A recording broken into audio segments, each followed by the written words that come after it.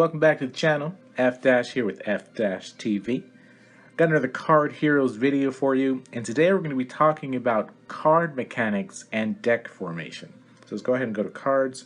Now I will preface this by saying I profess to know absolutely nothing about this game. I can only give you my anecdotal evidence from having played it the last 40 some odd days. So I'm going to let you know my thoughts. Please don't take this as gospel. I'm just one of the many players who play this game.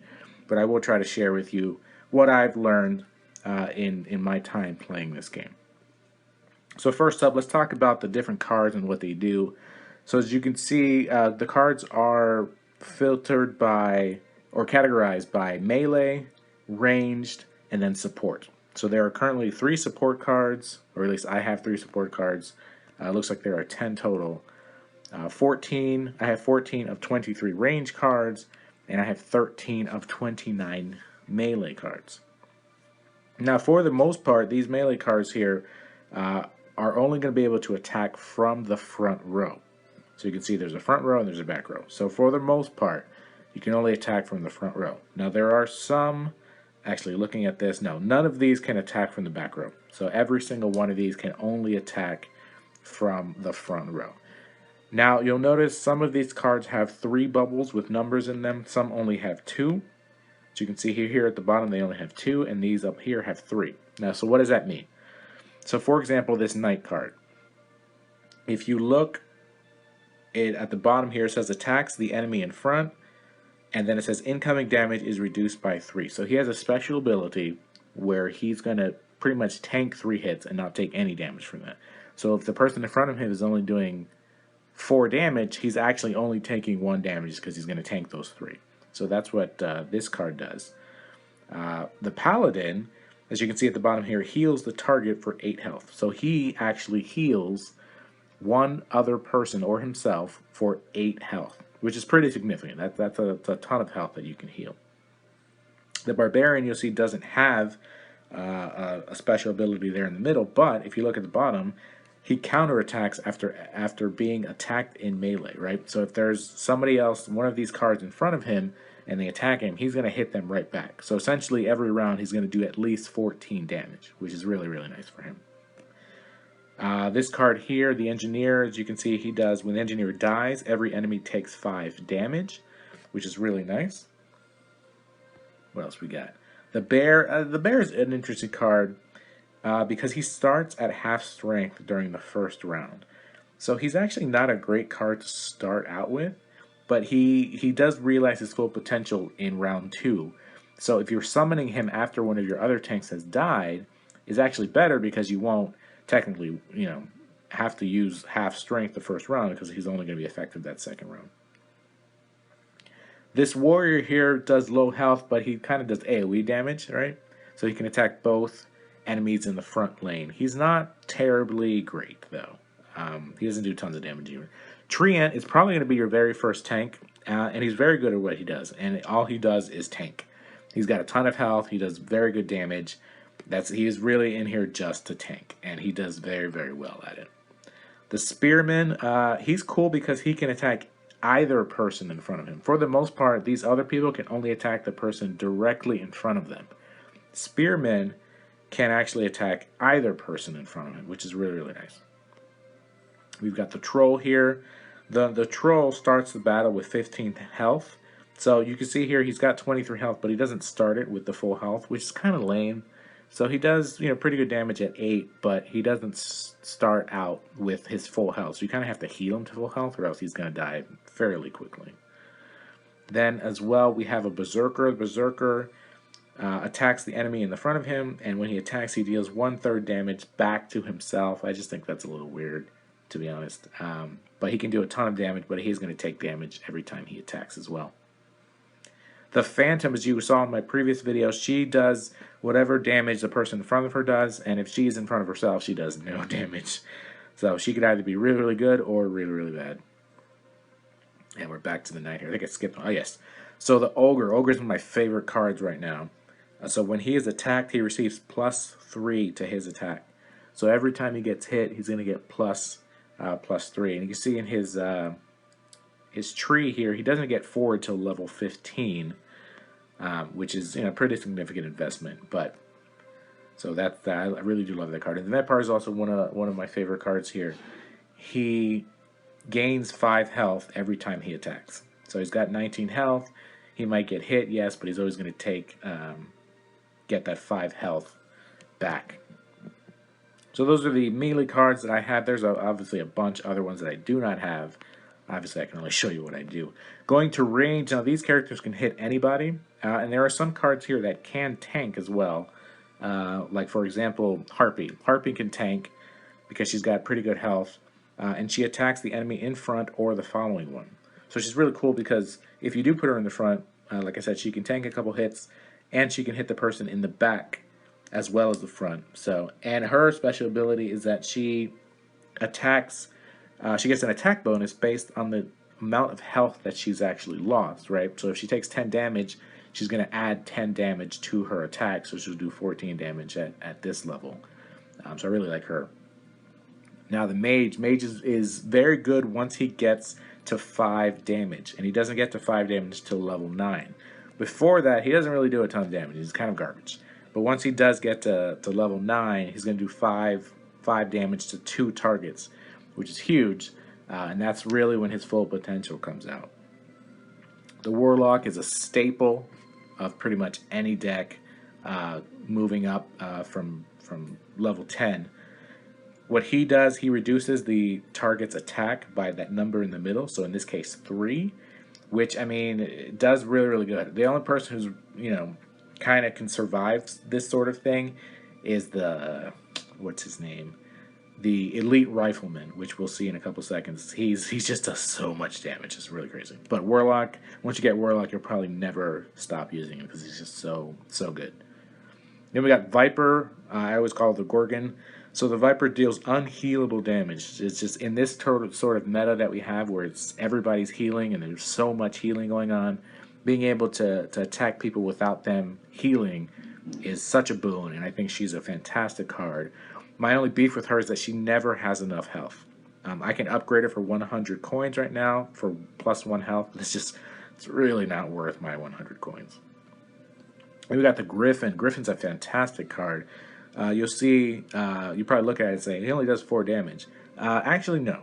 He'll do double damage to wounded targets. So anybody who's hit, he's going to do double damage. And he's absolutely phenomenal once you get him to level 10, because then he's going to start doing 5 damage.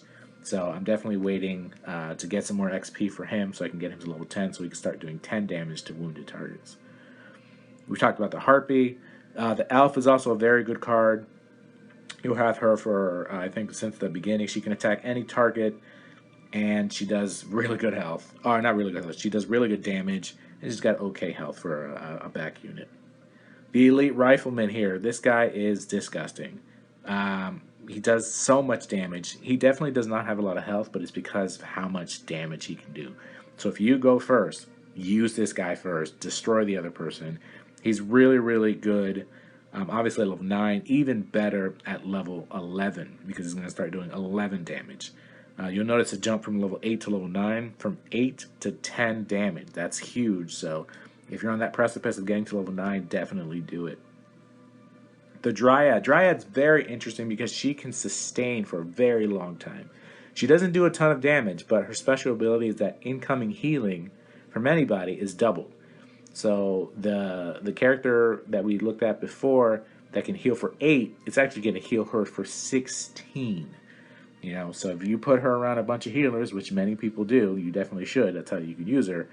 She's going to do a ton of damage overall because of how long she's going to stay alive. So taking her down with Warlock is probably your best course of action there. The Null, he deals double damage until he's wounded, right? So if you have him, you definitely want to go first because at level 8, he's going to do 10 damage to the person in front of him. At level 10, he's going to start doing 12 damage. Once he's hit, however, he's going to go back down to his normal damage. I believe that you can heal him back. If you do heal him back to full health, he will then start doing double damage again. The Witch. The Witch is a very good card if you combine her with the Commander, a card I do not have but I definitely want. What the Commander does is essentially the opposite of the Warlock. The Commander increases damage by a set number, in most cases 3.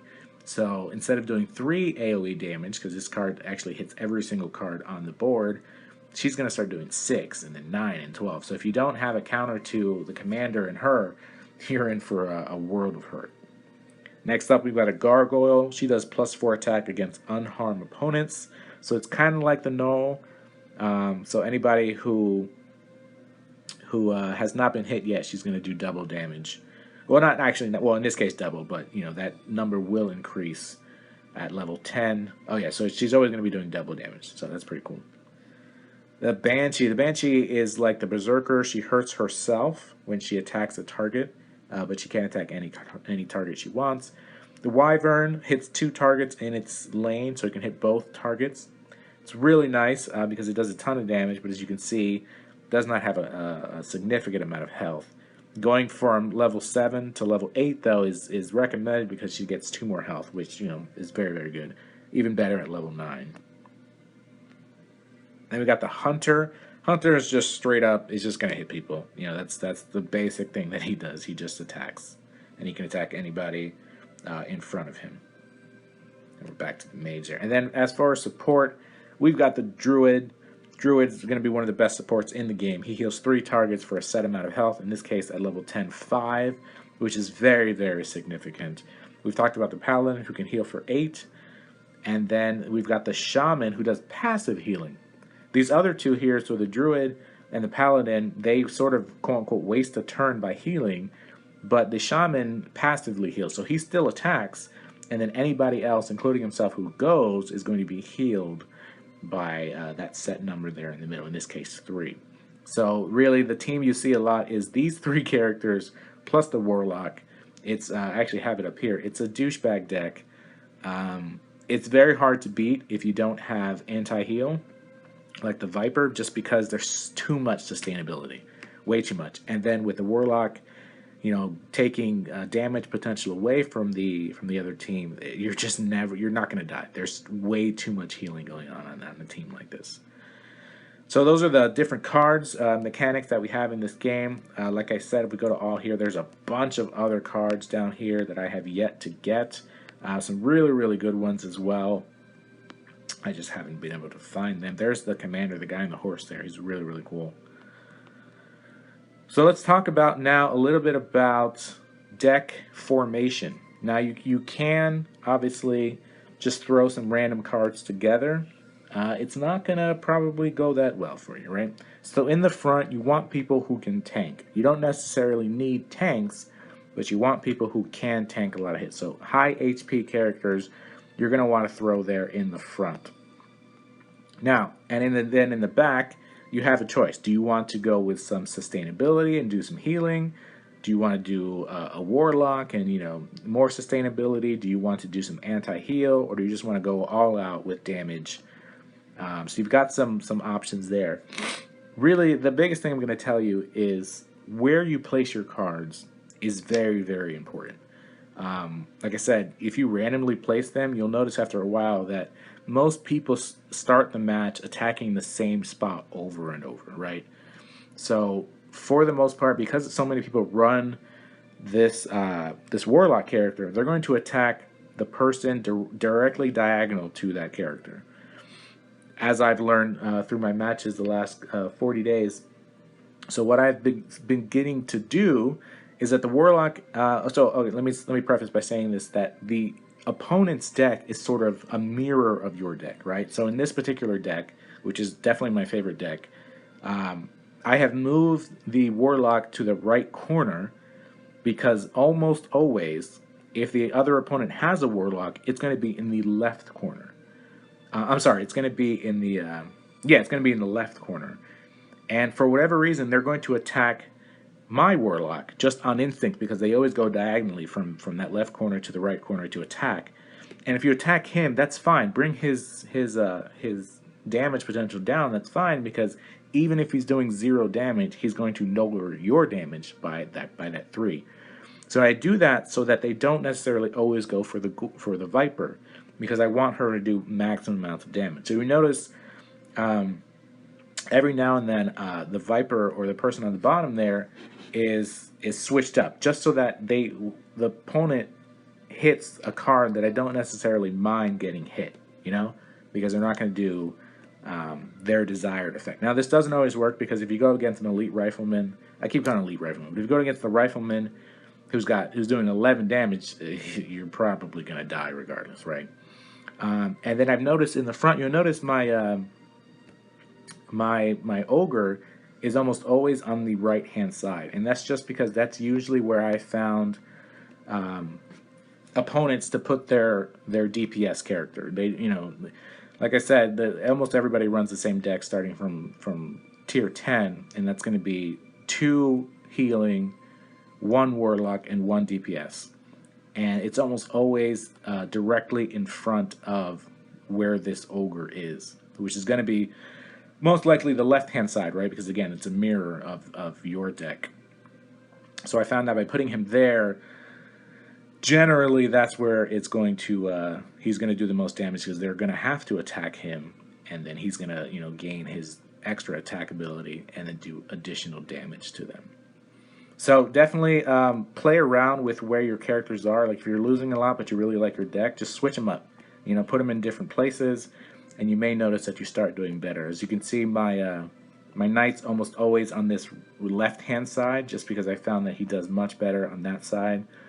This is an interesting deck. I don't really use this deck anymore, but I would probably switch up these 2 characters. Oh, the other thing that I want to note is that I don't think I have a deck like this anymore, but you'll notice who's in front of the warlock and stuff. Like, I do not put my druid in front of my warlock, mainly because I don't want to lose both of them in the same lane, because that would be bad, right? So I always try to put my warlock on the opposite side, generally behind the good DPS that I have.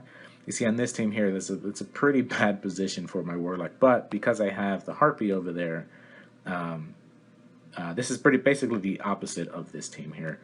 But yeah, I would not recommend putting them on the same side, mainly because you don't want them both to die on the same lane, And that goes for multiple healers as well. Unless you're running the douchebag heal team, you don't necessarily want both of your healing people on the same side.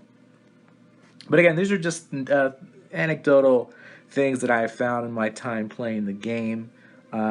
If you're starting out, I hope it helps you a little bit. Next video, we're going to take a look at the adventure mode. I'm going to show you some different decks that you can use to do the adventure. The adventure is really, really hard. It's one of the hardest PvEs I've ever played in my entire life. So I know this video was a little long, but I hope it had some good information for you. If you have any questions or comments, leave them down below. Otherwise, I will see you all next time on effdash TV. Take it easy.